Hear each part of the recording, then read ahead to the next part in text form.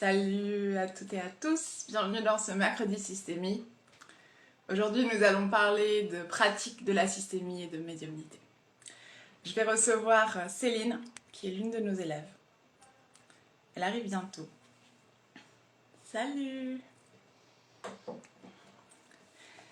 Et donc nous allons parler de pratique de la systémie et médiumnité. Je crois que tout d'abord, il y a toujours cette question un peu dans l'air quand les gens se demandent ce qui se passe en exercice systémique, et il y a toujours une question autour de la médiumnité. Est-ce qu'il est nécessaire d'être médium pour guider un exercice systémique?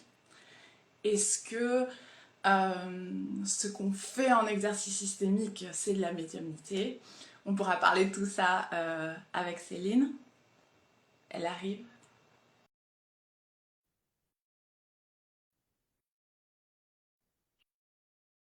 Je crois que je vais donner l'autorisation. Bonjour. Ça va? Oui, oui, impeccable. Je vais commencer à introduire le live. Et donc, allez, parti.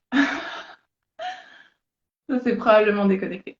Donc voilà, tout d'abord, j'aimerais dire clairement qu'on n'a pas besoin de s'identifier en tant que médium pour faire des exercices systémiques. Pour guider des exercices systémiques, il faut avoir une vision systémique et une connexion à cette vision systémique, qui est quelque chose que tout le monde peut expérimenter.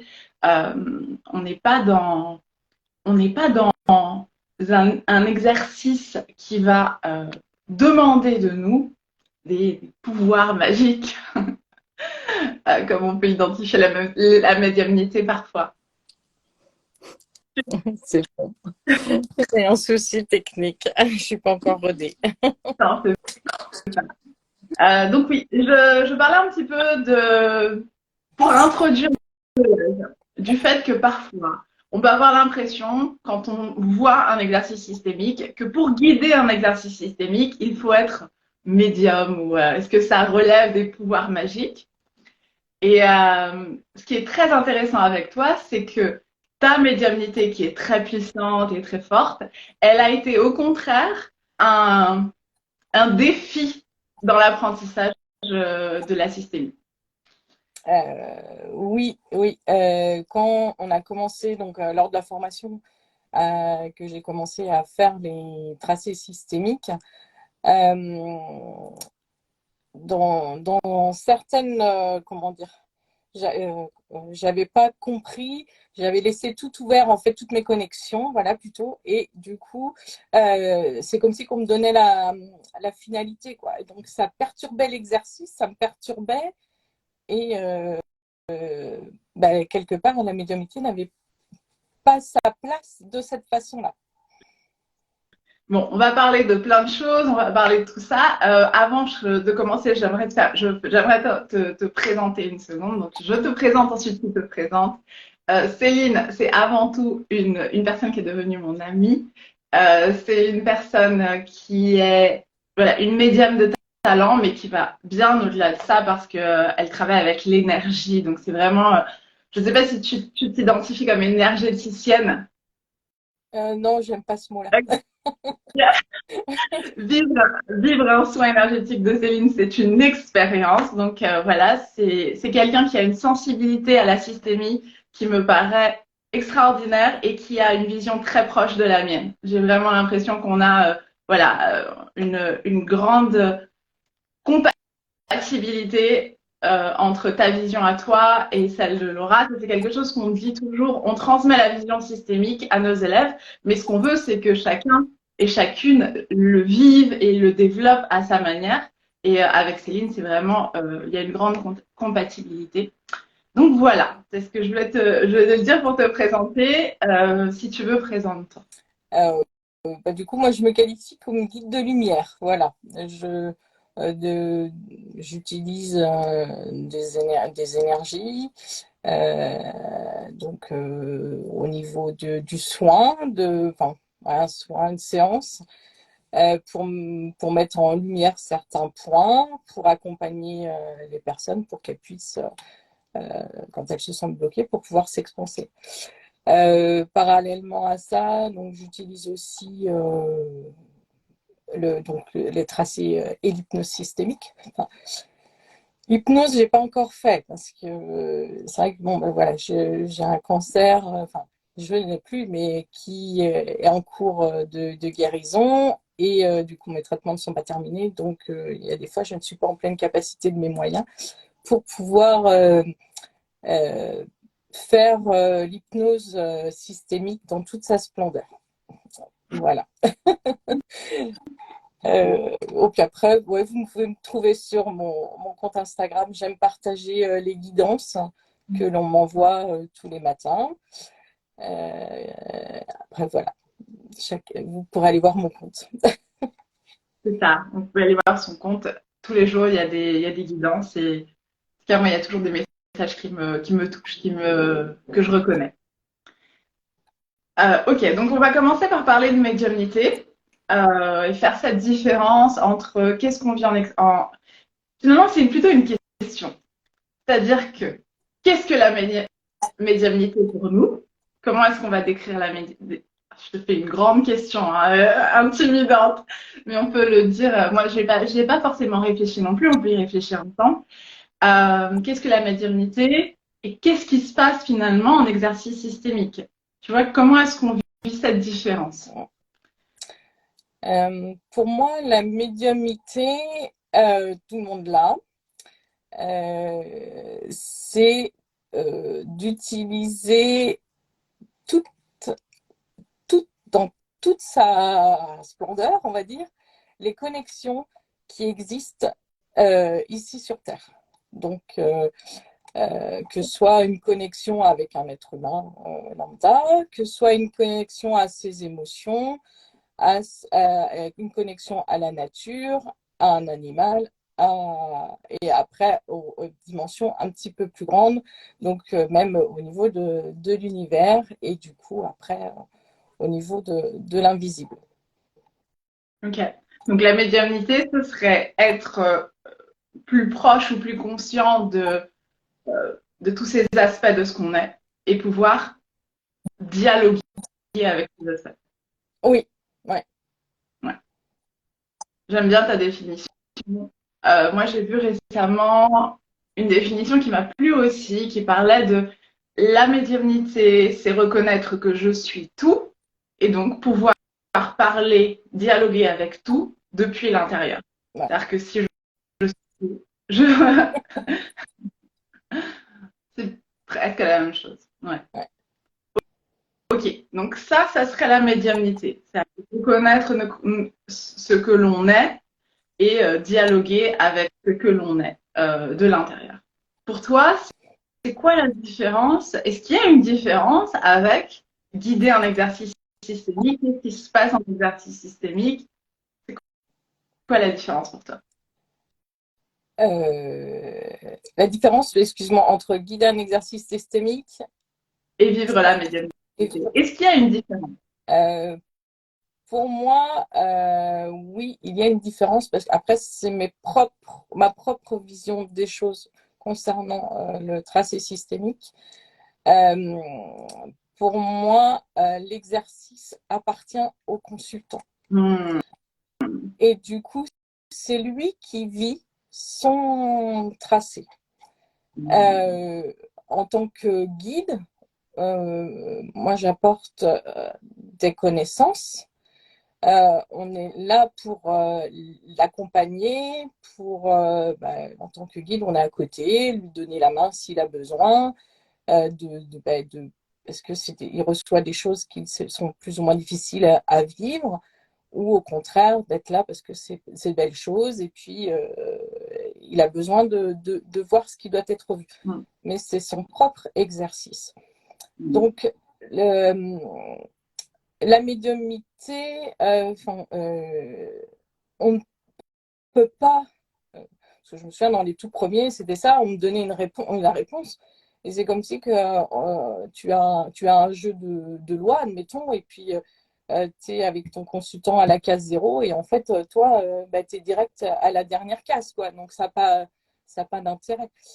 Donc, tu lançais un exercice systémique, tu commençais le processus et tes guides te donnaient déjà la solution finale à l'exercice. Oui, ouais. et pour moi, ça me convenait pas parce que bah, c'est comme enfin, l'histoire du jeu, quoi. Il n'y a plus de surprise, il n'y a plus rien. Enfin, euh, et puis, c'est spoiler aussi l'exercice que doit vivre le consultant. Euh, et donc aussi, je trouve que en sachant, on a tendance à orienter, ouais, orienter, et ça, ouais, Orienter l'exercice. orienter l'exercice. Donc ouais, ça me dérangeait. Mm. Et moi, j'aime bien, en fait, pour moi, tracé systémique égale surprise. Que va-t-on avoir à l'arrivée? Ouais. Finalement, c'est un cheminement pour le consultant et c'est un cheminement pour nous aussi. Ouais, Ouais. oui, mais tu vois, je garde toujours en mémoire ce que vous nous disiez en formation, même tu le répètes souvent avec Laura, c'est de s'ouvrir et d'ouvrir l'espace Mm. Mm. pour le consultant. Totalement d'accord. Je crois que d'abord, on a une certaine idée de la médiumnité qui, pour moi, est une idée qui va pas dans le sens de la vérité. C'est l'idée, la médiumnité, le médium ou l'oracle, c'est celui qui va piocher des informations. Donc, il a accès aux informations. Et donc, on se concentre toujours sur cet aspect intellectuel du médium. Finalement, il prend des infos objectives et alors il transmet des infos et c'est ça la médiumnité. Et il y a plein de médiums qui sont très sensibles, mais qui ne se considèrent pas médiums parce qu'ils n'ont pas voilà, cette expérience, un peu le show de la médiumnité. Quoi. Tu dis la chose exacte à la personne, elle reconnaît qu'il y a de la vérité. On se bloque sur cette image-là de la médiumnité sans comprendre que la médiumnité va complètement au-delà de ça. Les informations, elles sont superflues. C'est l'expérience de la connexion au tout qui est au centre d'une médiumnité qui brille. Juste, tu es d'accord avec moi par rapport à ça, Oui, pour oui, commencer? oui, oui, tout à fait, tout à fait. Après, oui, moi, ma conception de la médiumnité, c'est vrai qu'au début, quand on dit, oh là, je suis médium, tu as un certain ego qui vient et tu as envie de faire t'as envie de faire la showwoman, quoi. Des trucs sensationnels et tout. Puis en fait, non, voilà, tout le monde est. Euh, c'est c'est juste que bah, toi, tu l'as plus développé que d'autres.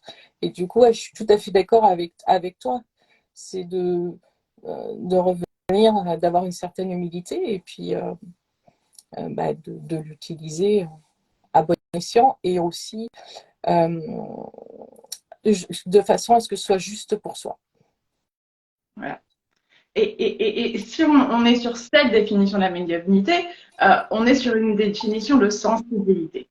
Et c'est vrai que quand on guide un exercice systémique, on va développer une sensibilité au champ d'énergie. Donc, ce qu'on comprend, surtout en constellation familiale, on va comprendre que euh, j'ai moi-même un champ d'énergie.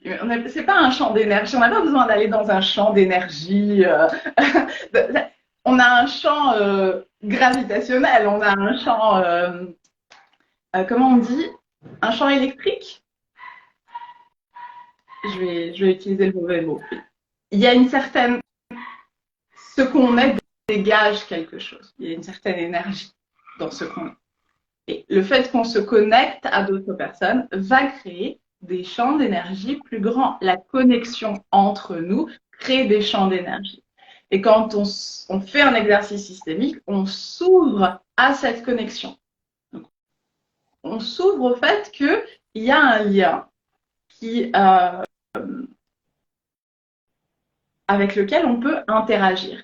Et interagir ou dialoguer, on va toujours avoir tendance aussi à revenir à cette idée intellectuelle de j'ai besoin de, si je veux dialoguer avec un champ, si je veux dialoguer avec une énergie, j'ai besoin de parler et d'avoir cette expérience du dialogue, vraiment. Mais ce qu'on cherche surtout, c'est s'ouvrir. C'est ce que tu dis, s'ouvrir à ce champ d'énergie pour avoir une interaction. Donc, oui, quelque part. Quand on guide un exercice systémique, on est dans une posture dans laquelle on va développer sa sensibilité au subtil. Est-ce que on peut considérer ça la médiumnité ou pas? C'est selon chaque personne pour moi. Ouais. Quand tu parles de guide interne à ce moment-là, que tu dis qu'il faut écouter son guide interne. Enfin, ouais, là, oui. Oui, il y a un processus de sensibilité qui se développe. Mais nous sommes sensibles. Notre sensibilité à l'autre, elle existe constamment. C'est-à-dire que si je vois quelqu'un pleurer, je peux moi-même ressentir des émotions. Cette sensibilité, cette connexion, elle existe. On peut juste la développer un peu plus. Et donc, c'est dans ce sens-là qu'on peut considérer qu'un exercice systémique touche une part de nous, de sensibilité, de médiumnité. On n'a pas besoin d'avoir, de reconnaître en soi un don de médiumnité avec lequel je peux parler avec les fantômes pour faire de la systémie. Je crois que c'est vraiment ça le plus important.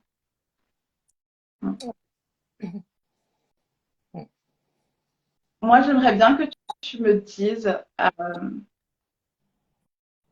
cette médiumnité que tu vis aujourd'hui, comment tu la vis? Qu'est-ce que ça représente? Euh, Moi, je joue avec. Enfin, je me fais plaisir et aussi, ce qui rentre en ligne de compte par rapport au tracé systémique aussi, c'est que j'utilise cette médiumnité pour qu'elle soit à mon service, elle ne me porte pas préjudice. S'il y a des choses qui viennent à moi et qui me dérangent, je suis libre de dire bah non, ça, j'en veux pas, quoi. Ça, je peux pas. Et du coup, euh, par rapport au tracé systémique, j'ai un deal, une sorte de deal en disant je ne veux pas utiliser ma médiumnité, je ne veux pas qu'on me donne les informations comme ça. Euh, je, je veux pratiquer l'exercice comme il se doit. Et de temps en temps, quand je sens que ça arrive des fois où je suis un peu fatiguée, du coup, j'ai ma concentration qui commence à faire défaut. Voilà.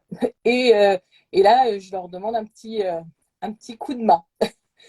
Et là je reçois, je laisse venir et là, je reçois un élément qui va me permettre d'avancer, mais pas la réponse en entier. Ça, je ne veux pas. Mmh. Et du coup, ça va être cette médiumnité, je vais faire ce principe-là dans différentes choses. C'est-à-dire que je suis avec ma famille, j'ai pas, je coupe, quoi. Je n'ai rien. Je veux pas, de toute façon. Je suis avec des amis, je suis avec des amis. Je suis pas pareil, je coupe.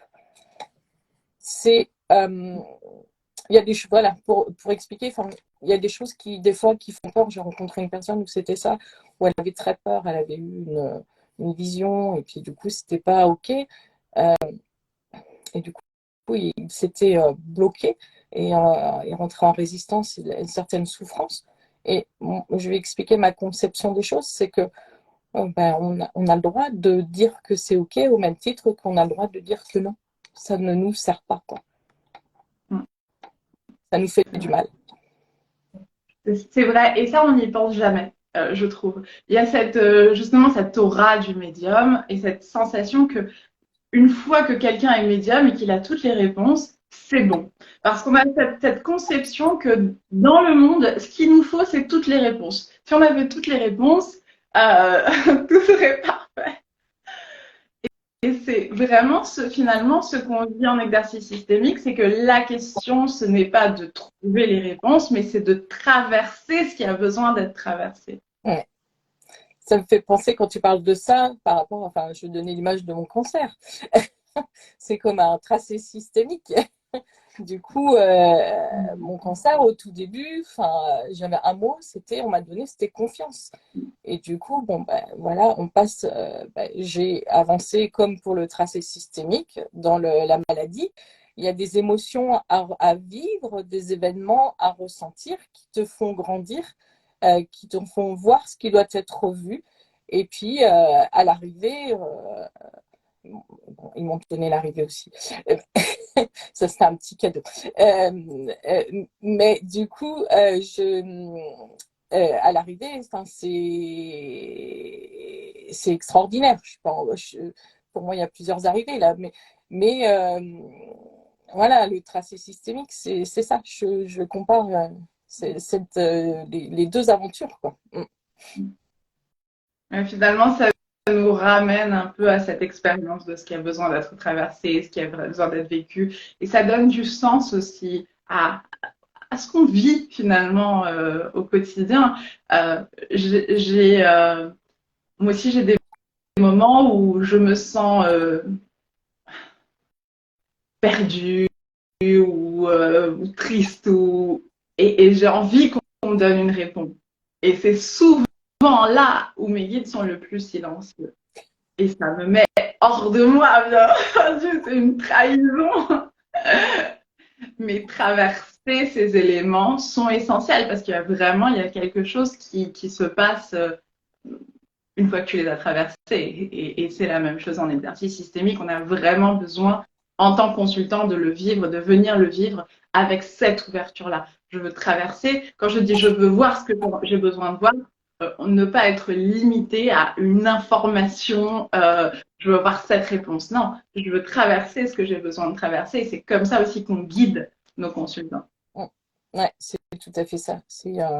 Ouais, c'est comme la vie en général, quoi. Du coup, si on avait juste l'information, on pourrait que l'intellectualiser. Et le corps ne s'exprimerait pas. Et du coup, il n'y aurait pas de traces.